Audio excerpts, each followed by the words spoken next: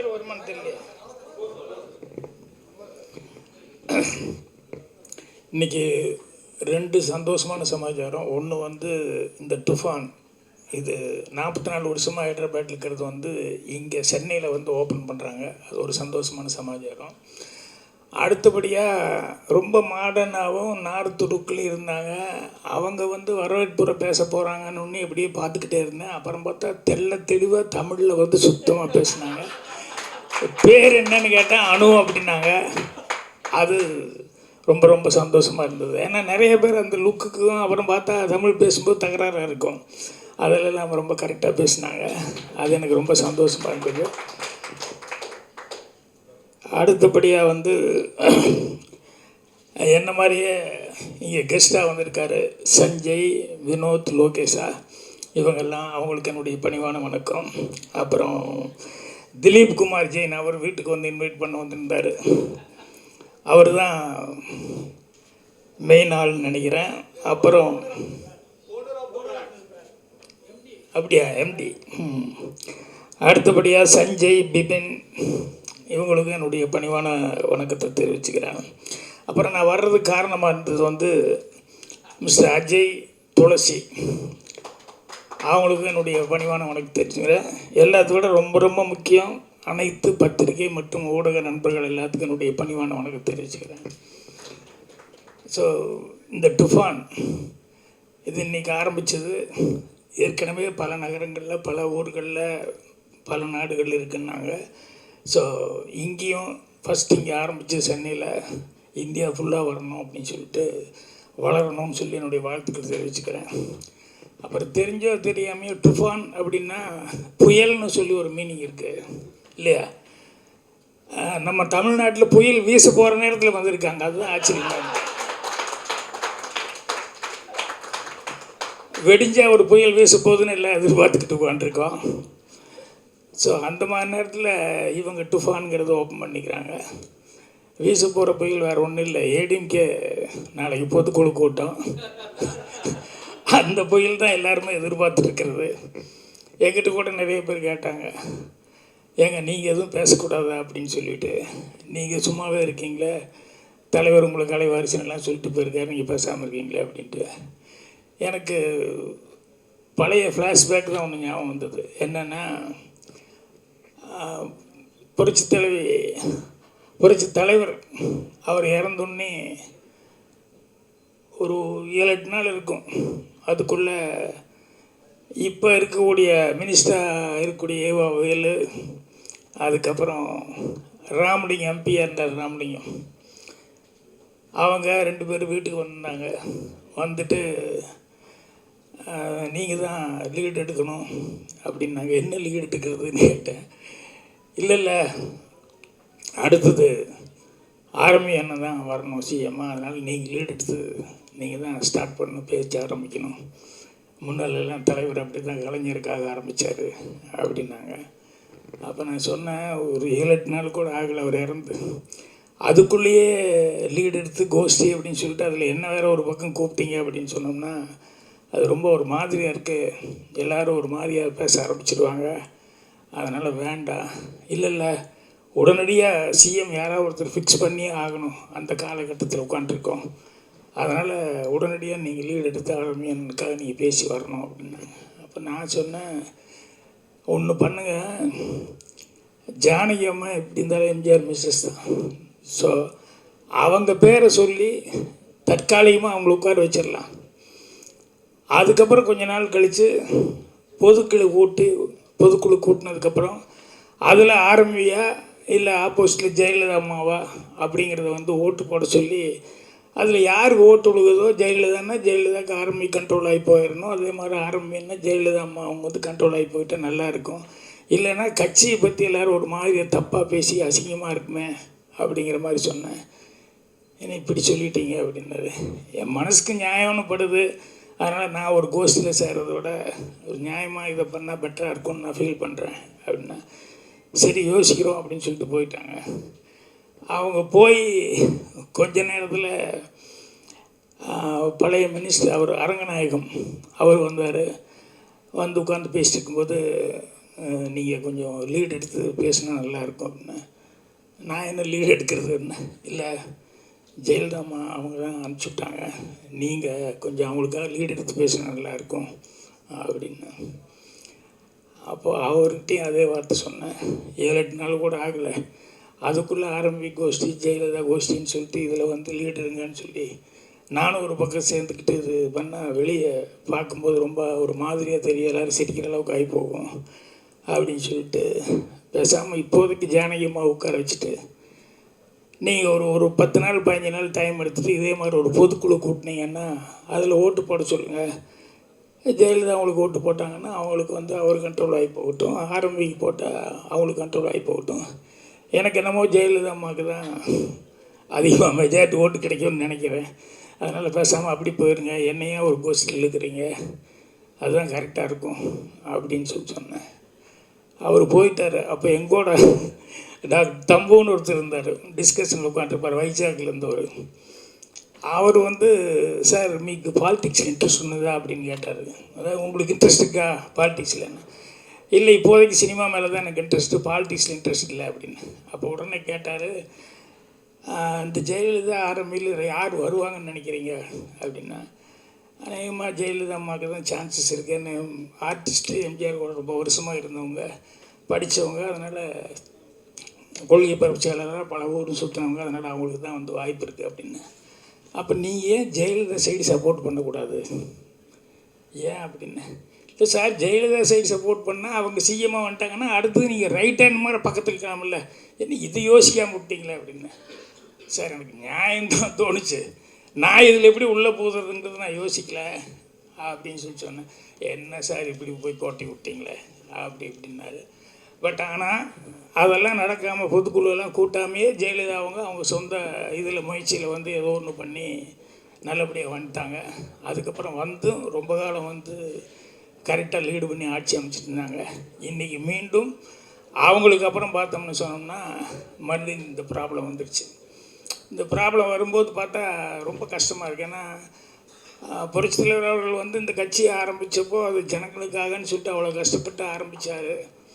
அப்போ நான்லாம் வந்து பாலிடிக்ஸில் இன்ட்ரெஸ்டே இல்லாமல் வெளியே இருந்த ஆள், அதில் பெருசாக எனக்கு இன்ட்ரெஸ்ட் இல்லை. ஆனால் எம்ஜிஆர் அவர்கள் எப்போ வந்து உடம்புக்கு சரியில்லாமல் புரூக்லினில் அமெரிக்காவில் அட்மிட் ஆனாரோ அப்போது என்ன பாக்யராஜ் வாரிசுன்னு சொன்னேன்.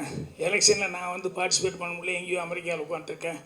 ஒரு வார்த்தை எனக்காக நீ பேசக்கூடாத பாக்யராஜ் அப்படின்னு சொல்லி வந்து கேட்டால் என்ன பண்ணுறது அப்படிங்கிறது எனக்கு ஒரு சின்ன உறுத்தல். அதே நேரத்தில் அவர்கிட்ட கேட்காம எனக்கு போய் நானாக மீட்டிங்கில் போய் பூந்து பேசுகிறதுங்கிறது எனக்கு இஷ்டம் இல்லை. அதனால் நானே சொந்த காசு செலவு பண்ணிட்டு இங்கிருந்து அமெரிக்காவுக்கு போய் தலைவர்கிட்ட ஒரு வார்த்தை கேட்டு அவர் அதுக்கப்புறம் சரி நீ போய் பிரச்சாரம் பண்ணு அப்படின்னு சொன்னதுக்கப்புறம் வந்து பிரச்சாரம் பண்ணேன். அநேகமாக அந்த கட்சியில் மெம்பரே ஆகாமல் பிரச்சாரம் பண்ண முதல் ஆள் நானாக தான் இருப்பேன் நினைக்கிறேன். வேறு யாருமே இது வரைக்கும் மெம்பர் ஆகாமல் பிரச்சாரம் பண்ணியிருக்க மாட்டாங்க. அதே மாதிரி வந்து அவர் நான் போய் மீட்டிங்கில் பேசும்போதெல்லாம் போய் புரூக்லினுக்கு போய் பேசிட்டு வர்றேன். ரொம்ப அதாவது அரசியலில் ரொம்ப கஷ்டமான ஒரு சமாச்சாரம், ரொம்ப கொடுமையான ஒரு கஷ்டமான சமாச்சாரமெல்லாம் அந்த பிரச்சாரத்தில் வந்து அனுபவித்தேன். கலைஞர் அவர்கள் வந்து எம்ஜிஆர் இல்லை ஐஸ் கட்டியில் வச்சுருக்காங்கன்னு பேசிகிட்டு இருக்காங்க. நான் இல்லை எம்ஜிஆரை பார்த்து பேசிட்டு வந்தேன், எம்ஜிஆர் வருவார் அப்படின்னு சொல்லி எம்ஜிஆர் உயிரோடு இருக்கார் அப்படின்னு சொல்லி பேசுகிறேன். ஒரு மீட்டிங் முடிச்சுட்டு கீழே இறங்கி வரும்போது ஒரு தொண்டை, அண்ணா பிரமாமா பேசுனீங்கண்ணா அப்படின்னு சொல்லி கையெல்லாம் கொடுத்தான். அப்புறம் ரொம்ப சந்தோஷம் அண்ணா, அண்ணா ஜனங்களை நம்பிட்டாங்க அண்ணே. என்ன நம்பிட்டாங்க? இல்லை எம்ஜிஆர் உயிரோடு இருக்கா நம்பிட்டாங்கண்ணே. எனக்கு ஒரே ஷாக்காக இருந்தது. நான் அப்போ தான் குழந்தை மேலே சத்தியமாக எம்ஜிஆரை பார்த்தேன், எம்ஜிஆர் இருக்கார் வந்துடுவார் அப்படின்னு சொல்லி சொன்னால் அவன் கேட்குறான், எம்ஜிஆர் உயிரோடு இருக்கான்னு நம்பிட்டாங்கண்ணே, நீ குழந்தை மேலாம் சத்தியம் சொன்ன நம்பிட்டாங்கண்ணா.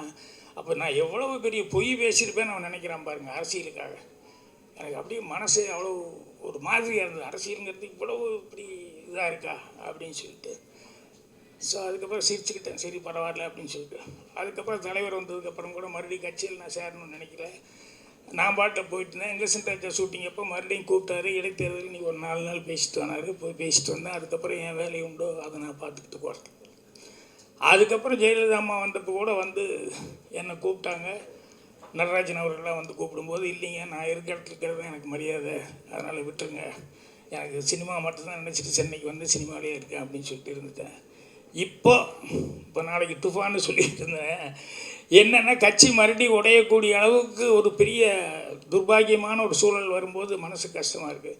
இப்போவும் அதுதான் நான் சொல்கிறேன். என்னென்னா தயவுசெய்து சண்டை போட்டுக்கிட்டு இவங்க 2 பேரும் நீயா நானான்னு போட்டி போட்டுக்கிட்டு கட்சி உடச்சி இதெல்லாம் பண்ணுறத விட மறுபடியும் ஒரு பொதுக்குழு கூட்டுறதுக்கு ஏற்பாடு பண்ணி அந்த பொதுக்குழுவில் வந்து 2 பேர் நின்று அவங்கள கூப்பிட்றாங்களா இல்லை இவரை கூப்பிட்றாங்களா, யாருக்கு வந்து ஓட்டு விழுகுதோ அவங்களுக்கு கட்டுப்பட்டு போனோம்னா கட்சி நல்லா இருக்கும். ஏன்னா அவர் வந்து தலைவர் அவர்கள் வந்து ஒரு மக்களுக்காகன்னு சொல்லிட்டு அவ்வளோ கஷ்டப்பட்டு ஆரம்பித்த கட்சி, அது வேஸ்ட்டாக போயிடக்கூடாதுன்னு இதுக்கு நடுவில் பார்த்தா சசிகலா அவங்களையும் வந்து முடிஞ்சால் அவங்களையும் ஆட்டத்தில் சேர்த்துக்குவாங்க, நல்லது தான்.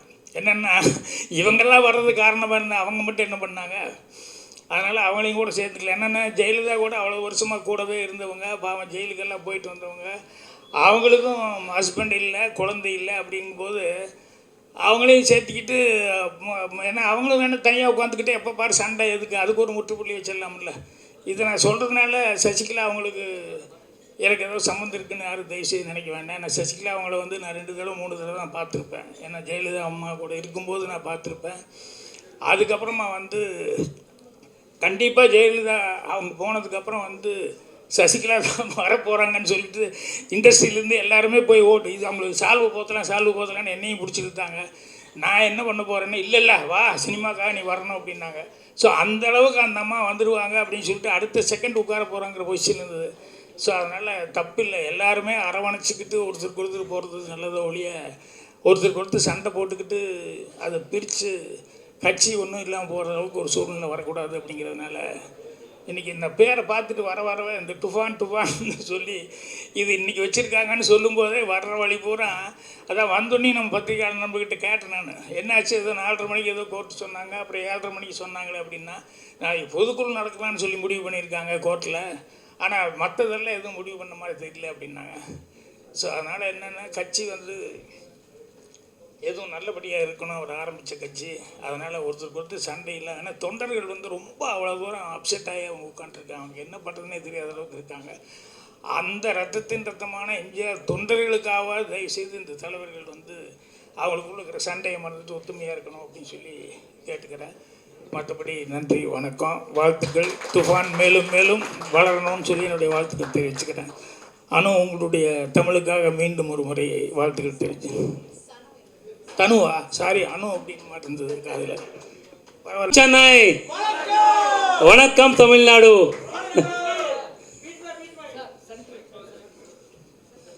I will come.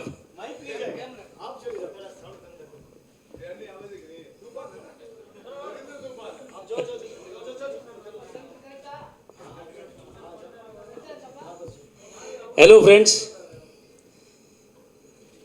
I heartily welcome our chief guest, veterinary actor and director Mr. Bhagiraj sir, Deepak Dinkar sir, and Mr. Lokesh sir and Vinod ji, and all our friends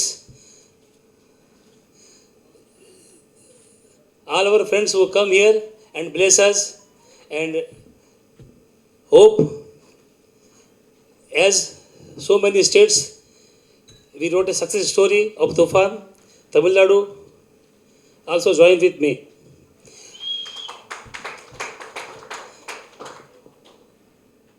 Chennai, can you join? Oh, so nice. We are making fans, but I am really fans of all you who come here, bless us, and together we move head and ahead. अब मैं ज़्यादा क्या बोलूँ आप लोगों को, मेरे ख्याल में सब लोग बोर हो जाएंगे ज़्यादा बोलूँगा तो नहीं. मैं कुछ अपने प्रोडक्ट के बारे में बात करना चाहता हूँ. I am talking about my product. We are making fan everything in house. So many companies in India, they are making OEM or job work like that. But every piece, what you see here, ceiling fan, table fan, exhaust fan, industrial exhaust fan, everything we make inside. Just we purchase raw material in raw shape, then we give a mold, we make a winding and do a whole thing in house. That is the success of our quality.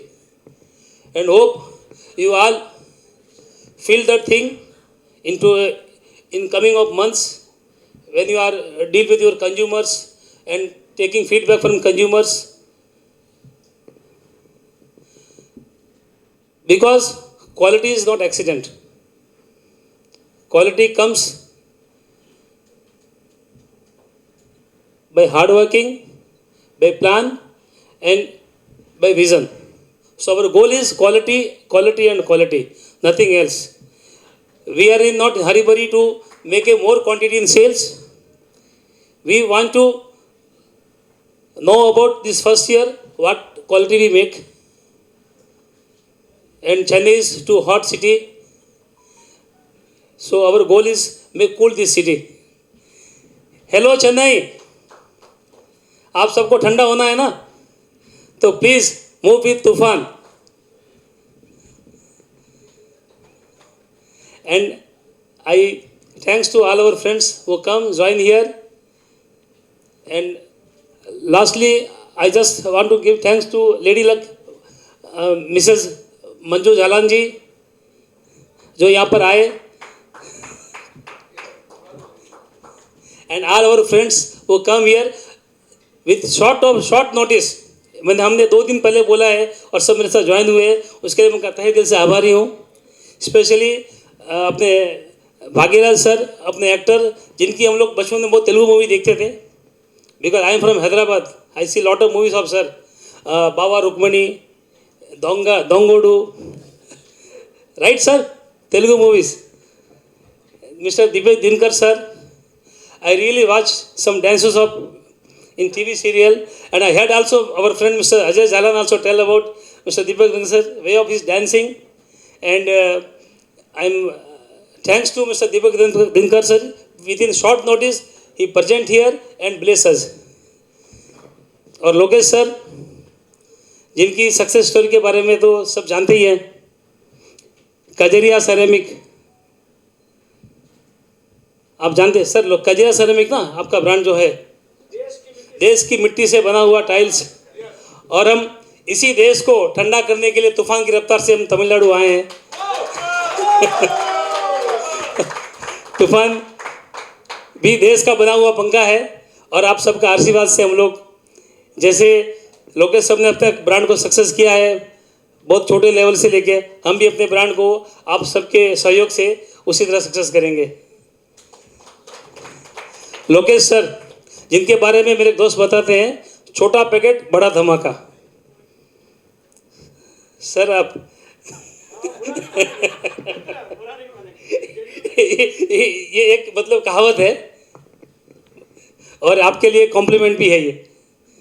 और आपकी जो company है Kohler, जिसे पूरी सारी दुनिया जानती है, नॉट इन इंडिया, सारी दुनिया जानती है, आपने उस कंपनी को जिस लेवल पे लेके गए हैं और जो सक्सेस आपने दिया है, Vinod ji,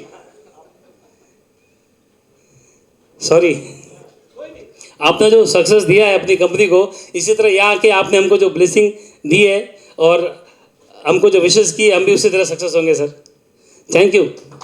And thanks to all my friends who come and bless us, and hope this blessing is going on, and together we cross all the boundaries of success, quality, and our relations.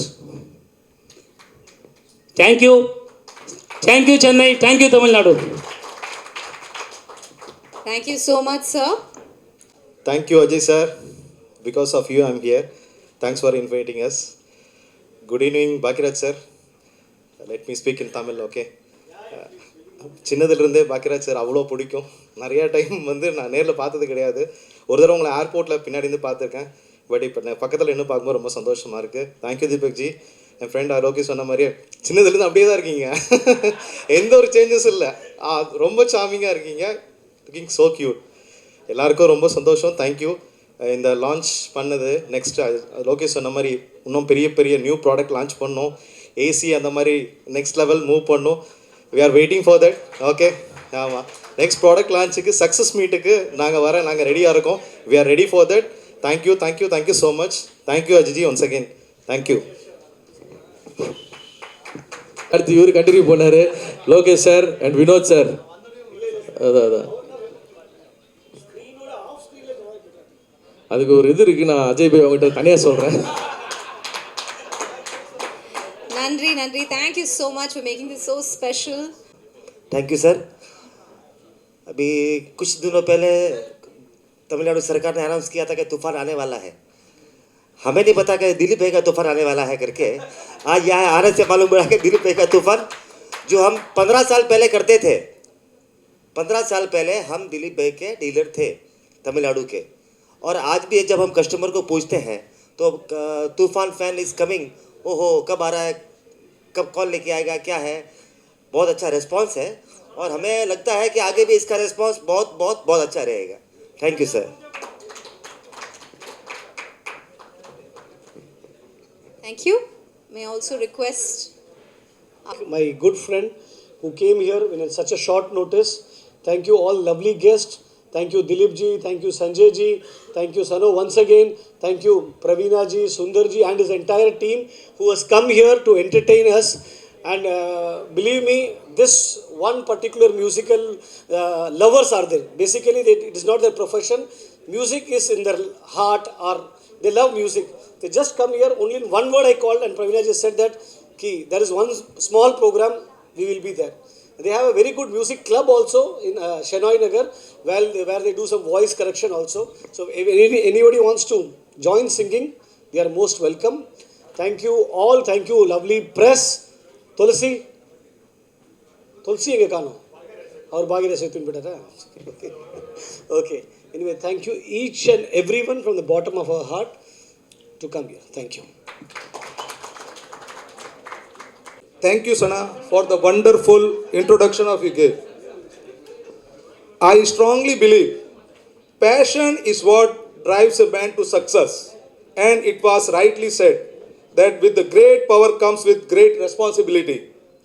Before talking Hammer, I was not sure if I could handle the distribution world when such a big responsibility was given to me by the management of Hammer.